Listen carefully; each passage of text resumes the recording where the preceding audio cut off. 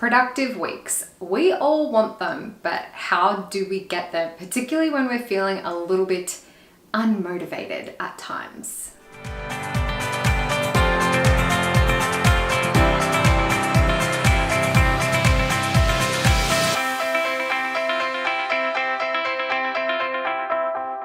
What's going on? It is Steph here from stephjking.com, coming to you from beautiful Brisbane, Australia.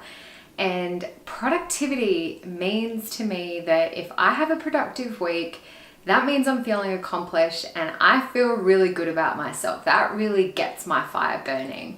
So if I don't have a productive week and I feel like I just haven't gotten anything done, then I feel very unfulfilled and I feel like I'm not really living the best life that I possibly can. So to me, productivity means a lot. It really motivates me to do more. So in today's video, I want to share with you a couple of my hacks for a productive week.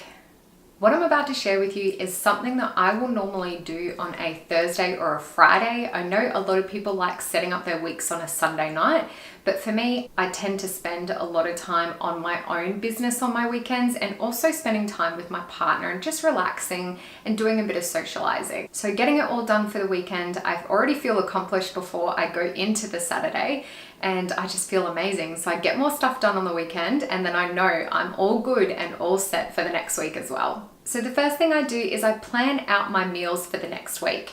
If you've seen a previous video of mine, you will have seen that I'm actually not a huge fan of being in the kitchen. I'm not a fantastic cook, never really been interested in being a cook or learning how to cook. I know that sounds really bad, but it's just not something that just floats my boat at all.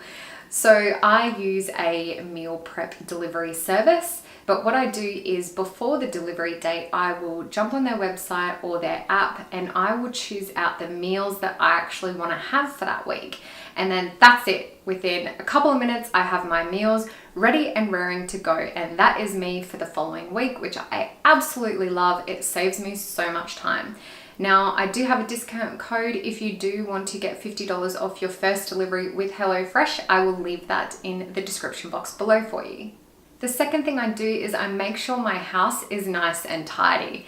Now, I may not do a thorough in-depth clean, but I will make sure that particularly the areas that I spend a lot of time in are nice and clean, so I'm not going to be distracted throughout the week trying to clean those areas. So I'll just do a once over. I'll walk through my house. I'll put the stuff away in the kitchen. I'll wipe down the benches so my benches are nice and clean and also clear of any clutter. I'll make sure my office space is really nice and tidy so that I don't have any paperwork falling out anywhere. And I also make sure just the other areas that I tend to spend a lot of time in. So the lounge room, the living area, and my bedroom, just keep it nice and tidy so that during the week I'm not looking at a pile of mess going, oh, I really need to organize that. And the last thing I do is I plan out my schedule for the following week. So there's a couple of tools that I use to organize and schedule, and that is Trello. I use Trello for my to-do list, and then I have Google Calendar to keep track of my calendar and schedule things in.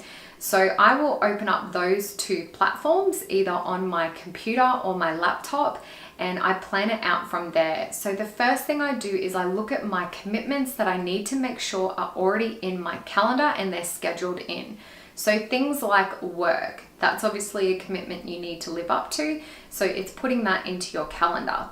A couple of other commitments could be that, for example, I upload and publish new videos every Monday, Wednesday, and Friday. So I make sure those are scheduled in there. And then I need to work around, well, when do I research the content? When do I record the videos for them? And I need to block that out for myself as well. And then it's also knowing what's important to you. So I mentioned it before, Sundays for me are my chill day. That's the day that I just love chilling out at home, watching movies with my partner, maybe getting some takeout and just having a moment at home, just relaxing so I can be mentally prepared for the week ahead. So I know that I don't block anything out in my calendar, particularly for Sunday afternoons, because I know for me to feel good and feel inspired and motivated for the week ahead, I like having that downtime at home on a Sunday afternoon and a Sunday evening. And that's what you need to do as well. So if it is important that you spend time with your family, you can either block that out in your calendar or make sure you leave enough clear space in your calendar to cater for those things as well. So now that you've got your commitments and things that are important to you in there, just look at what else you have to do.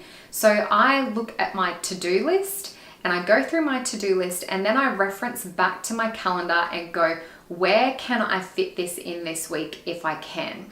If I can actually fit it in, then I will. I'll block out some time to do whatever it is that I have on my to-do list. If not, I will just leave it or I will move it to a following week.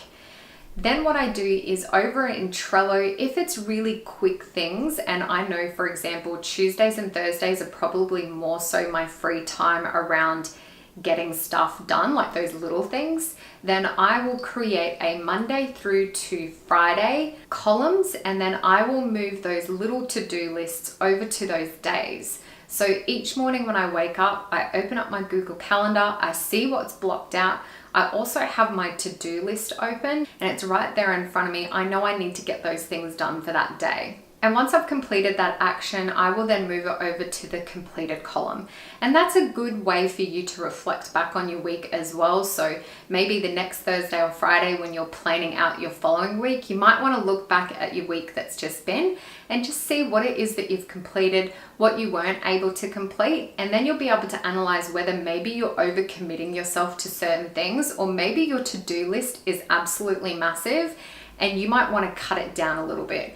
Because something that I also find is if I do have a huge to-do list and I'm not getting anything ticked off on that, then again, I don't really feel accomplished. So make sure that you're setting the right expectations and level of commitment that you can for your life. And that's why it's really important when I mentioned earlier that you want to put things into your calendar that are important to you, because you don't want to fill yourself up with all these commitments and all your to-do list items and then not have time for family or not have time to go to the gym if that's what you're passionate about and that's what you want to get out of your week.